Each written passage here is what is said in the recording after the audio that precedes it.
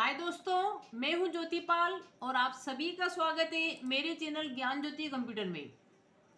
दोस्तों, MS Excel अपना चल रहा था, स्टार्ट कर दिया है हमने। आपको इसका इंट्रोडक्शन दे दिया था, एक वीडियो इसकी हो चुकी है, प्लेलिस्ट बनी हुई है। दोस्तों, आप जाके अगर आपने नहीं देखा हो तो आप प्लेलिस्ट में जाके देख सकते हैं। उसमें एमएस वर्ड भी चल रहा है, एमएस एक्सेल भी हमने चालू कर दिया है, टेली प्राइम सॉफ्टवेयर जो है उसकी भी ट्रेनिंग हो रही है। इसके अलावा अकाउंटिंग कॉन्सेप्ट जो थ्योरी है आपकी वो भी चल रही है। तो यही इस चैनल पे यही कोशिश है दोस्तों कि आपको हम ऑनलाइन ट्रेनिंग दे रहे हैं ताकि आप भी घर बैठे कंप्यूटर अकाउंटिंग प्लस इंग्लिश भी जल्दी शुरू करेंगे। सारी चीज़ें का अध्ययन आप एक ही चैनल में कर सकेंगे। तो एक्सेल हमारा स्टार्ट हो चुका है दोस्तों। आज हम देखते हैं एमएस एक्सेल के अंदर जो फाइल मेन्यू है। अगर आपने एमएस वर्ड ध्यान से सुना होगा दोस्तों, तो एक्सेल समझने में आपको टाइम नहीं लगेगा, क्योंकि बहुत सारे जो आपके शॉर्टकट भी हैं या जो मेन्यूज हैं आपके, वो रिपीट होंगे उसके अंदर ही। तो एक बार अगर आपका फंडामेंटल बन गया है, आपको समझ में आ गया, तो आपको एक्सेल में समझने में प्रॉब्लम नहीं आएगी। तो एमएस वर्ड के जितने भी वीडियो थे दोस्तों, सबसे पहले उसका अध्ययन करें और फिर साथ ही साथ एमएस एक्सेल का भी आप अध्ययन कर सकते हैं। तो हम देखते हैं कि फाइल मेन्यू में क्या क्या होगा आज। तो जैसे कि आपको पता है कि हमने यहाँ पे बना रखा है शॉर्टकट, इसका कैसे बनाते हैं ये सब मैं आपको बता चुकी हूँ। आप यहाँ पे 2 बार क्लिक करेंगे, एमएस एक्सेल आपका ओपन हो जाएगा।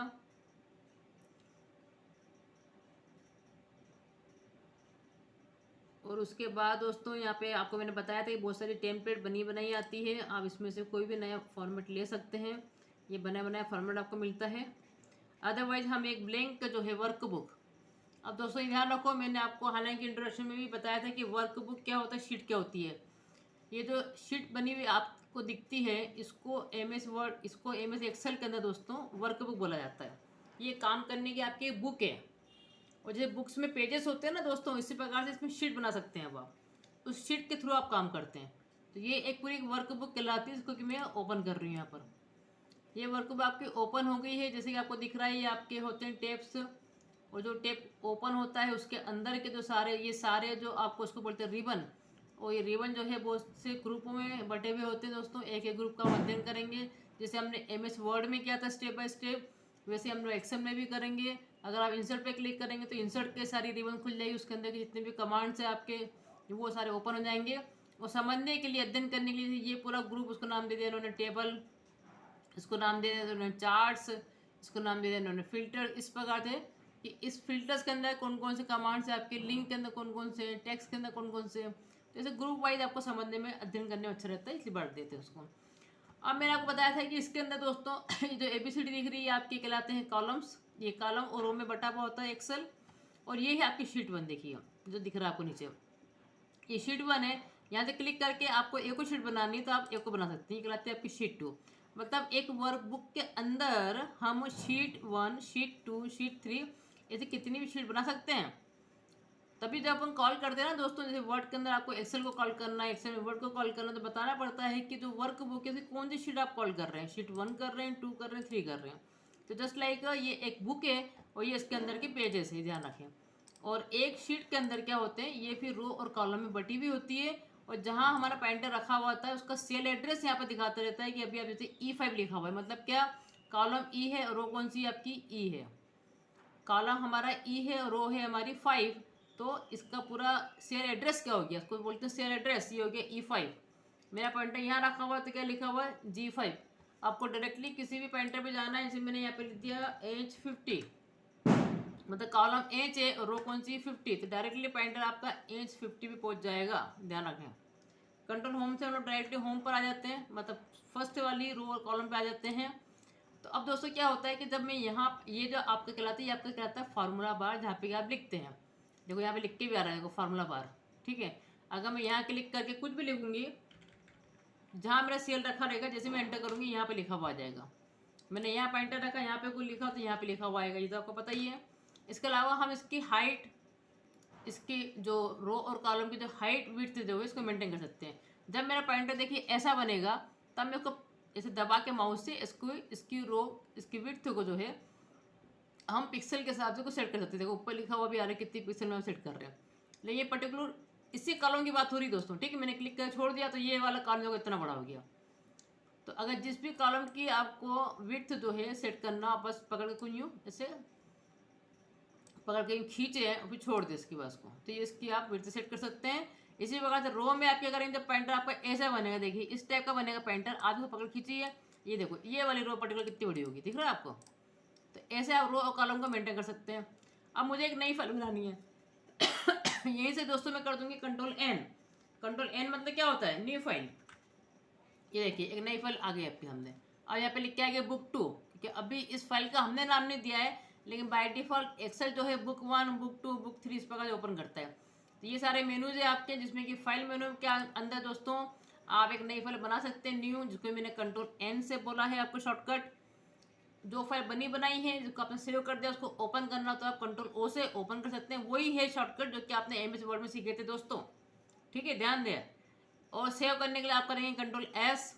सेव एज बहुत ही बढ़िया है ये। आप किसी भी फॉर्मेट में एक्सेल की जो फाइल है वो जनरली XLS, इसका जो आपका एक्सटेंशन होता है वो होता है XLS। तो आपको अगर किसी अदर फॉर्मेट में सेट करना चाहते हैं, सेव करना चाहते हैं, तो आप सेव एज कमांड से भी कर सकते हैं। प्रिंट आउट निकालना है, आप प्रिंट प्रीव्यू यहाँ पे देख सकते हैं। उसको कहीं शेयर करना है आपको, शेयरिंग भी कर सकते हैं मेल वगैरह पे। एक्सपोर्ट, बाहर से कोई फाइल अगर आपको इधर लेके आनी हो या ये फाइल आपको कहीं और भेजनी हो तो आप एक्सपोर्ट भी कर सकते हैं। देन इस फाइल को क्लोज करना हो, क्लोज करना मतलब ये पर्टिकुलर फाइल को क्लोज करना है। एमएस एक्सेल को क्लोज करने की बात नहीं हो रही, इस विंडो को क्लोज करने की बात नहीं हो रही। क्लोज करने के लिए तो मैंने आपको यहाँ से बताया था दोस्तों, ये दिख रहा है ना आपको, ये होता है आपका क्लोज। तो मैं यहाँ से अगर क्लोज कर रही हूँ मतलब ये वर्कबुक जो आपकी 2 खुल गई थी ना, अभी देखो वापस आके 1 आ गई है, क्योंकि 1 को आपने क्लोज नहीं किया था, ठीक है। तो इस प्रकार से क्लोज करने के लिए फाइल को, तो फाइल में जाके आप कर देंगे, यहाँ पे आप क्लोज बटन दबा देंगे तो ये आपका क्लोज हो गया। तो ये पूछेगा दोगा आपसे कि क्या आपको सेव करना है, इस फाइल को करना हो तो आप यस कर देंगे, नहीं करना तो डोंट सेव कर देंगे। तो अब क्या हुआ, ये विंडो तो खुली हुई, देखिए एक्सेल तो खुला हुआ है। एक्सेल को ही बंद करना तो आप यहाँ से करेंगे, जो कि मैंने आपको पहले वीडियो में बताया था, ठीक है। एक नई फाइल बनानी है तो आपने क्या कर दिया, यहाँ पे कंट्रोल एन कर दिया, एक नई फाइल आ गई है ना। और इसमें आपने कुछ लिखा है दोस्तों, मान लो एक फाइल आप बना रहे हैं, यहाँ लिखा आपने नेम, ठीक है, और यहाँ लिखा आपने ये एज, और यहाँ लिखा आपने कुछ यहाँ पर ये लिख दिया आपने यहाँ पर मार्क्स, ठीक है।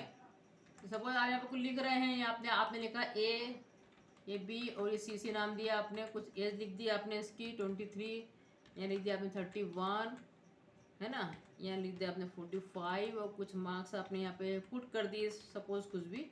अब मुझे इस फाइल को सेव करना है दोस्तों, तो मैं क्या करूँगी, या तो फाइल में जाकर सेव कमांड लगा सकती हूँ, या फिर मैं क्या कर सकती हूँ कंट्रोल एस से आप सेव कर सकते हैं फाइल को। आपने ये कंट्रोल एस करा तो वहाँ से पूछेगा, देखिए कहाँ सेव करना है, किस में सेव करना है, आपको डेस्कटॉप पे करना है कि कोई आपको स्पेशल कोई ब्राउज डिफाइन करनी है ना, या यहाँ पे जो रिसेंटली जो हमारे बने हुए फोल्डर उसकी बात कर रहा है। तो अगर मैं डेस्कटॉप पे जाती हूँ, डेस्कटॉप पे आपको जो भी लोकेशन देनी है, आपको जहाँ भी सेव करना है आप वहाँ पे सेव कर सकते हैं। जैसे ब्रांच नाम का एक फोल्डर है, डेस्कटॉप पे एक ब्रांच नाम का फोल्डर है, उसमें मैं सेव कर रही हूँ। ये आपकी मैंने नाम दे दिया, मान लीजिए न्यू फाइल, ठीक है, ये एक न्यू फाइल करके। और देखिए सेव एज टाइप क्या है, ये एक्सेल में सेव हो रही है। आप यहाँ पे टाइप भी डिफाइन कर सकते हैं, आपको किस टाइप में डिफाइन करना है। अगर कोई पुराना एक्सेल का वर्जन है तो उसमें भी सेव कर सकते हैं, ये सारी चीज़ें भी हैं इसके अंदर। तो अभी ये एक्सेल वर्कबुक में सेव होगी, आपने यहाँ पे क्लिक कर दिया, देखिए अब इस फाइल का बकायदा एक नाम आ जाएगा, देखो नीचे। अब ऊपर का लिख क्या आ रहा है, ये क्या है, न्यू फाइल, ये एक नई फाइल बन गई आपकी, ठीक है। अब मुझे इस फाइल को क्लोज करना है तो मैं इसको कंट्रोल जो है W से भी से वो उसको क्लोज कर सकती हूँ दोस्तों, ठीक। कंट्रोल W शॉर्टकट आप नोट करते जाएं। अब मुझे ओपन करना है तो मैं कंट्रोल O करूँगी डायरेक्टली, तो पूछेगा कौन सी फाइल, देखो यहीं पे जो फाइल आपने रिसेंटली ओपन करी क्लोज करी वो यहाँ पे दिखती है, आप क्लिक कर देंगे, देखिए ये आ गई आपकी, ये आ गई है, ठीक है। अब मैं इसमें कुछ नया कुछ और भी ऐड करती हूँ दोस्तों। मान लीजिए कि मैं इन मार्क्स का जो है टोटल निकालना चाहती हूँ, तो मैंने यहाँ पर जस्ट एक फॉर्मूला लगाया इक्वल टू कमांड से, और यहाँ पे मैंने इस पर क्लिक करा कि ये जो पर्टिकुलर सेल है हमारी H5, इसको प्लस करो इस वाली सेल से, मतलब A6 से इसको प्लस करो ये वाली सेल से, और मैंने एंटर कर दिया। हालांकि अभी तो मैंने ऐसे बता दिया, हालांकि ऐसे लगाया नहीं जाता है, एक्सेल में काफ़ी आप कमांड सीखेंगे। तो ये आपका एक यहाँ पे सेव, ये इसका टोटल हो गया है। और यहाँ मैंने लिख दिया दोस्तों, मान लीजिए कि टोटल, है ना, अब इस टोटल को मैंने कर तो दिया, लेकिन मुझे अगर इसी फाइल में सेव करना है न्यू फाइल के अंदर, तो मैं कर दूंगी Ctrl+S। लेकिन नहीं, अगर मैं कुछ उसको नई फाइल में सेव करना चाहती हूँ तो मैं यहाँ पे सेव एज कमांड भी लगा सकती हूँ। आप सेव एज पे क्लिक करिए तो वो आपसे पूछेगा कि किस पे सेव करना है, तो आपने बोला कि डेस्कटॉप पे जाइए और ब्रांच में सेव करना है। लेकिन अब की बार मैंने इसका नाम दे दिया न्यू फाइल और आगे मैंने लगा दिया 112। तो एक नई फाइल में सेव हो गई आपकी 12 के नाम से। देखिए आपके लिए क्या आ गया, न्यू फाइल 12। ठीक है, इस फाइल को जिसमें कि टोटल भी करी हुई है, करेक्ट। मैंने Ctrl+W से इसको क्लोज करा। अब मैं Ctrl+O से ओपन करती हूँ कौन सी वाली फाइल, ये देखिए अब न्यू फाइल 12 भी होगी और न्यू फाइल भी होगी। अगर न्यू फाइल पे जाऊँगी तो जो मैं चेंजेस करते वो देखो इसमें सेव नहीं हो पाए आपके। वो कहाँ सेव हो गए आपके, आप अगर Ctrl+O करके आप देखेंगे ये न्यू फाइल 12 वाली, तो देखिए इसमें ये सारे कंटेंट्स आ गए हैं जिसमें कि अपने टोटल भी करी थी। तो हम एक नए नाम से भी सेव कर सकते हैं, या फिर हम जो है दोस्तों इसमें हम जो है एक काम और भी कर सकते हैं कि आप चाहें तो उसको एक PDF के फॉर्मेट में भी सेव कर सकते हैं। देखिए ये जो आपकी न्यू फाइल थी इसको तो मैंने Ctrl+W से क्लोज करा, ठीक। फिर मैंने Ctrl+O से ओपन कर रही हूँ कौन सी फाइल, ये 12 वाली 12 वाली फाइल को मैंने ओपन करा। अब मैं फाइल में जाके कमांड लगा रही हूँ, देखिए ध्यान से फाइल में जाके ये आपको सारे हो गए। देखो new, open, save as, print out निकालना तो आप प्रिंट पे क्लिक कर सकते हैं, यहीं से आपको प्रिंट प्रीव्यू दिखा देगा वो प्रिंटिंग निकालने पहले। हालांकि प्रिंटिंग कमांड अलग से मैं आपको डिटेल में बताऊंगी, अब जस्ट बता रही हूँ कि देखो ऐसी प्रिंटिंग देखो उसकी निकल जाती है। और यहाँ से आप जो इसको बड़ा करके देख भी सकते हैं। देखिए ये आपको दिखा रहा है कि ये आपका इतना इतना है, वो एक ही पेज बना रखा है अपन ने। तो अब मैं इसको सेव एज पे कमांड दे रही हूँ दोस्तों। सेव एज में मैं जाके उसको दे रही हूँ, अगर डेस्कटॉप पे जाके मैं सेव कर रही हूँ और ब्रांच नाम के फोल्डर में सेव कर रही हूँ। और न्यू फाइल 12 जो है इसको मेरे को अलग फॉर्मेट में सेव करना है। किस फॉर्मेट में, तो मैंने यहाँ पे 13 कर दिया ताकि आपको कन्फ्यूजन नहीं है। 13 के नाम पे मैं सेव कर रही हूँ और आपके मैंने फॉर्मेट कह दिया PDF। जनरली PDF में हमको सेव जरूर करना पड़ता है दोस्तों, जब हमको औरों को जो है मोबाइल पे अगर ट्रांसफर करनी होती है तो वो PDF के फॉर्मेट में ही होती है। तो आप PDF बना के उसको सेव कर सकते हैं, ये बहुत अच्छी फैसिलिटी है, इसका ध्यान दें आप कि आप वर्ड की फाइल को, एक्सेल की फाइल को PDF में बना के आप उसको डायरेक्टली जो है किसी को भी आप जो है शेयर कर सकते हैं। क्योंकि मोबाइल पर जो जाती है वो PDF फॉर्मेट में आती है। ये PDF वाली फाइल खुल गई, ये लिखा हुआ है न्यू फाइल 13 PDF दिख रहा है आपको यहाँ पर, ये PDF की फाइल हुई आपकी। तो ये देखिए ये PDF का फॉर्मेट जिसमें आप कोई चेंजेस नहीं कर सकते, ये बनी फॉर्मेट है आपका। तो ये एक बहुत अच्छी फैसिलिटी है एक्सेल के अंदर। तो जस्ट मैंने दोस्तों आपको फाइल मेनू कंप्लीट कराने की कोशिश करी है। इसी प्रकार थोड़ा थोड़ा करके हम लोग पूरा जो है एक्सेल सीखेंगे दोस्तों।